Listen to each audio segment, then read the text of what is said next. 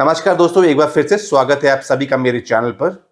अगर आपने कोई प्रॉपर्टी खरीदी है जिसकी कीमत 50 लाख या 50 लाख से ज़्यादा की है, या फिर उस प्रॉपर्टी की स्टाम्प ड्यूटी की जो वैल्यू है वो 50 लाख से ज़्यादा की है, तो आपको 1% का टीडीएस डिडक्ट करके सरकार के खजाने में जमा करना होता है। अगर आपने इसको फॉलो नहीं किया है तो इसको कर लें। आपको फॉर्म 26 क्यूबी जनरेट करना होता है, यह प्रोसेस ऑनलाइन ही होता है।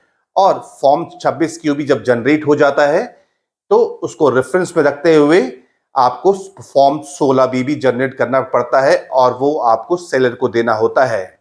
ये सारी एक्टिविटी एक बायर को ही करनी पड़ती है, सेलर की इसमें कोई भी रिस्पॉन्सिबिलिटी नहीं होती है। अगर आपने बरेली में रामगंगा आवासीय योजना, ग्रेटर बरेली आवासीय योजना, इंडिको सिटी, पार्क सिटी या फिर इंटरनेशनल सिटी में कोई प्रॉपर्टी खरीदी है की कीमत 50 लाख से ज्यादा की आ रही है, तो आपको 1% का टीडीएस डिडक्ट करके सरकार को जमा करना था। आगे इस वीडियो में मैंने आप लोगों के लिए एक कॉस्ट शीट बनाई हुई है, उस कॉस्ट शीट में मैंने समझाया है। दो केस लिए हैं। एक केस ये है कि अगर आपने सारा पैसा बिल्डर को दे दिया है, और दूसरा केस ये है कि अगर आपने अभी बुक कराया है और आपने अभी पेमेंट नहीं की है, किस तरीके से आप 1% टीडीएस डिडक्ट करेंगे। आगे बढ़ने से पहले मैं आप लोगों को बता दूं कि अगर आपने इंस्टॉलमेंट प्लान ऑप्ट किया है तो इस केस में आपको हर इंस्टॉलमेंट में 1% का टीडीएस आपको सरकार को जमा करना होता है। अगर आपकी 8 इंस्टॉलमेंट्स हैं तो आपको 8 बार 1% का टीडीएस डेबिट करना है, जो भी इंस्टॉलमेंट बन रही है आप पे कर रहे हैं। और अगर आपने वन टाइम आपने खरीदा है किसी सेलर से तो आप वन टाइम ही 1% सरकार को जमा कर दें। चलिए वीडियो को आगे बढ़ाते हैं। चलिए, अब मैं आ गया हूं अपने लैपटॉप की स्क्रीन पर। यहाँ पर मैं आपको एक एग्जाम्पल लेकर आपको समझाता हूं कि किस तरीके से 1% का टीडीएस जमा करना है। दो केस लूंगा।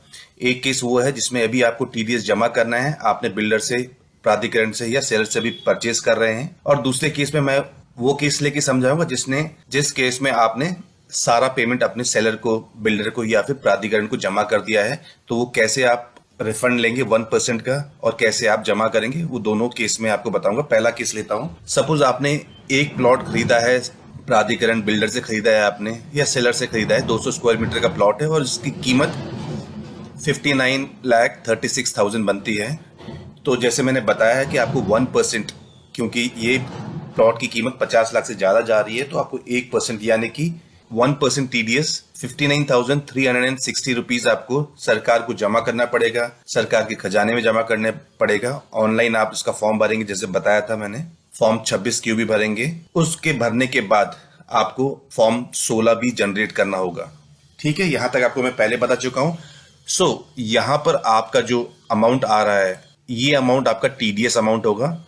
और मैं ये मान के चलता हूं कि आपने प्लॉट का जो कॉस्ट है उसका 80% लोन लिया है और 20% आप सेल्फ करेंगे। ये जो लोन अमाउंट है, ये वाला 47,48,000 ये लोन से आएगा और आपका ओन कंट्रीब्यूशन जो है वो 11,87,000 रुपए होगा।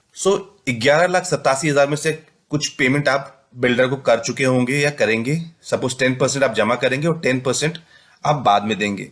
तो आपका जो 20% का कंट्रीब्यूशन होगा वो 11,87,000 रुपए होगा। उसमें से आप 1% का जो टीडीएस है वो माइनस कर लीजिएगा और जो बच रहा है पैसा 11,27,000 रुपए, ये प्राधिकरण को जमा कर दीजिएगा। फिर आप कहेंगे कि इसमें 59,360 ये अमाउंट कम पड़ रहा है। ये वही अमाउंट है जो आपने टीडीएस के तौर पे डिडक्ट किया था। सिर्फ डिडक्ट करना ही आपका काम नहीं है, आपको इसको सरकार के खजाने में जमा करना है फॉर्म 16 क्यूबी से। और फॉर्म 16 भी जनरेट जब हो जाएगा, फॉर्म 16 भी जब सेलर के नाम से होगा, बिल्डर के नाम से या फिर प्राधिकरण के नाम से जमा कर देंगे, तो उसका एक जो रिसिप्ट होगा वो आप प्राधिकरण को, बिल्डर को या सेलर को दे देंगे और कहेंगे कि 1% का मैंने सरकार को जमा कर दिया, उसकी रिसिप्ट ये है।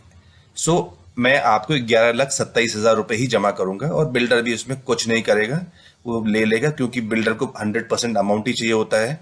तो आप इस तरीके से पेमेंट कर सकते हैं। ये वो केस है जिसमें आपको पेमेंट अभी देनी है सेलर को, प्राधिकरण को या फिर बिल्डर को। ठीक है, अब मैं इसके बाद आपको दूसरा केस समझाऊंगा। अब मैं एक दूसरा एग्जांपल लेके आपको समझाता हूं। सेम फिगर्स रहेंगे, सारी चीज सेम रहेंगी। जैसे प्लॉट एरिया हो गया, plot area 200 square metre and plot cost जो होगा वही 59,36 आ जाता है। इस पे भी आप लोन जो अमाउंट लेके चलेंगे 47,48 है, ओन कंट्रीब्यूशन 20% आपको देना है। आपने प्रॉपर्टी परचेज की सेलर से, बिल्डर से या फिर प्राधिकरण से, पर आपको 1% टीडीएस काटना है, इसकी जानकारी नहीं थी। आपने सारा ही पेमेंट लोन से भी और अपना भी ओन कंट्रीब्यूशन आपने बिल्डर को और प्राधिकरण को दे दिया। फिर आपको इस वीडियो के माध्यम से समझ आता है कि नहीं, आपको तो 1% सरकार को देना है, अदरवाइज आपको पेनल्टी, इंटरेस्ट, ये सारी चीजें आप पे लग जाएंगी। तो आप क्या अपने सीए से कहते हैं कि आप ये 1% का टीडी सब जमा कर दीजिए।